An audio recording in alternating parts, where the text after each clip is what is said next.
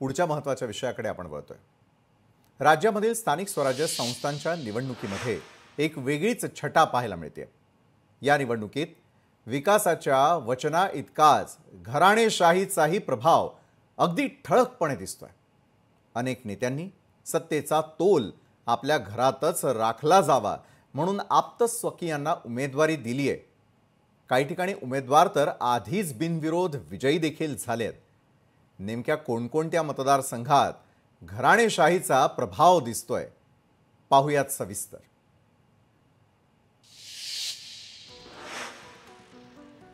तर एकूण 8 मंत्र्यांच्या नातेवाईकांना संधी अद्यापपर्यंत मिळाली आहे। पहिलं नाव गिरीश महाजनांच्या पत्नी साधना महाजन। मंत्र्यांच्या म्हणजेच 8 मंत्र्यांच्या नातेवाईकांना संधी या निवडणुकीत अनेक आमदार आणि मंत्र्यांनी आपले नातेवाईक थेट नगराध्यक्ष पदासाठी मैदानात उतरवलेले आहेत। सुरुवात होतीये भाजपचे मंत्री गिरीश महाजन यांच्यापासून।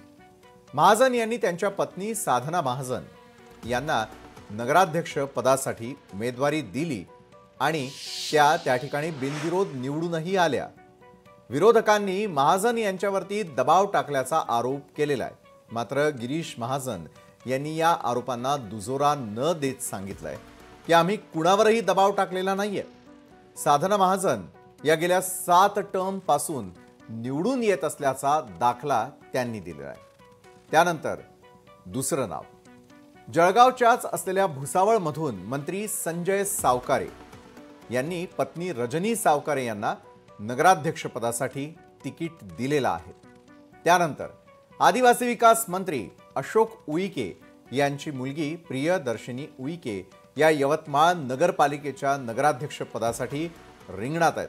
त्यांच्या विरोधात माजी मंत्री शिवाजीराव मोघे यांची सून प्रियंका मोघे आहेत। त्यानंतर चौथं नाव मंत्री हसन मुश्रीफ यांच्या सून सेहरनिदा मुश्रीफ कागल नगरपालिकेतून बिनविरोध नगराध्यक्षपदी निवडून आलेले आहेत।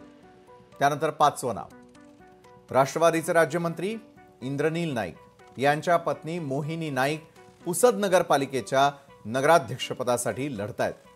हे या घराण्याचं तिसरं पिढीचं प्रतिनिधित्व त्या यावेळी करतायत। 6वं महत्त्वाचं नाव मंत्री जयकुमार रावल यांच्या मातोश्री नयन कुवर रावल या दोंडाईचा नगरपालिकेच्या नगराध्यक्षपदी बिनविरोध निवडून आलेले आहेत। इथले सर्व नगरसेवकही भाजपचेच आहेत। त्यानंतर 7वं नाव मंत्री आकाश फुंडकर यांच्या वहिनी अपर्णा फुंडकर यांना खामगाव नगरपालिकेच्या नगराध्यक्ष पदाची उमेदवारी मिळाली आहे।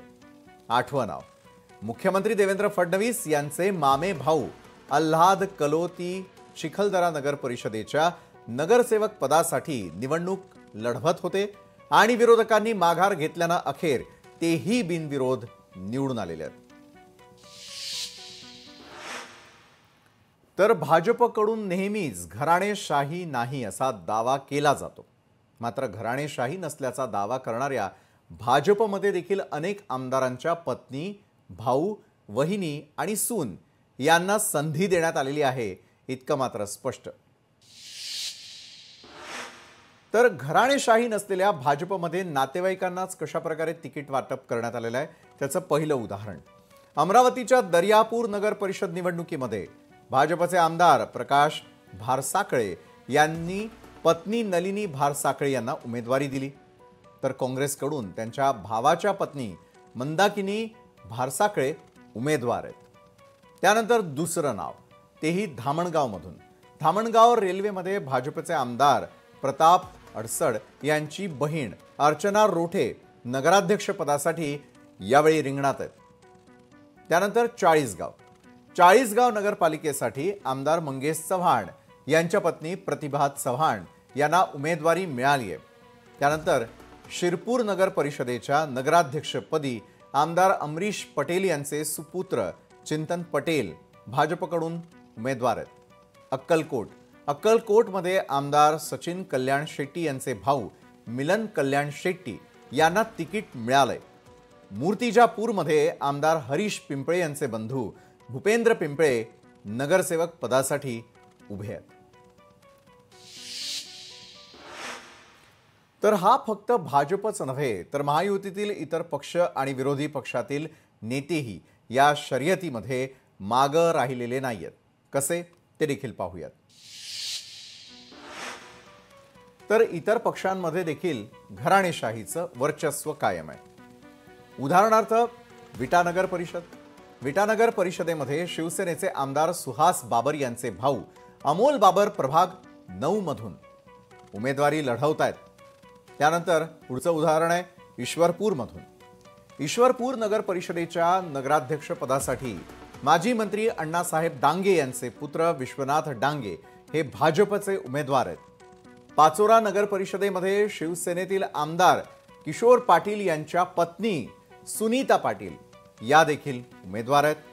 तिकडे नंदुरबारकडे जर पाहिलं तर नंदुरबारमध्ये आमदार चंद्रकांत रघुवंशी यांच्या पत्नी रत्ना रघुवंशी नगराध्यक्षपदाच्या शर्यतीत आहेत. संभाजीनगरच्या सिल्लोडमध्ये माजी मंत्री आणि आमदार अब्दुल सत्तार यांचे पुत्र समीर सत्तार नगराध्यक्षपदी उमेदवारी लढवत आहेत. संगमनेरमध्ये आमदार सत्यजित तांबे यांच्या पत्नी मैथिली तांबे आणि आमदार अमोल खताळ यांच्या वहिनी सुवर्णा खताळ यांच्यामध्ये थेट सामना आहे. त्यानंतर अनगरमध्ये माजी आमदार राजन पाटील यांच्या सून प्राजक्ता पाटील या भाजपच्या उमेदवार आहेत. फलटणमध्ये तर शरद पवारांच्या राष्ट्रवादीचे रामराजे नाईक निंबाळकर यांचे पुत्र अनिकेत राजे नगराध्यक्ष पदासाठी लढतायत. वर्ध्यामधील देवळी नगर परिषदेमध्ये माजी खासदार रामदास तडस यांच्या पत्नी शोभा तडस नगराध्यक्ष पदासाठी उमेदवार आहेत. एकूणच घराणेशाहीवर विरोध करत असलेल्या पक्षांमध्ये देखील आपल्या घरातील व्यक्तींनाच उमेदवारी देण्याची परंपरा कायम असल्याचं या निवडणुकीतून स्पष्टपणे दिसतंय. लोकशाही मराठी ऐका, पहा, जागरूक रहा.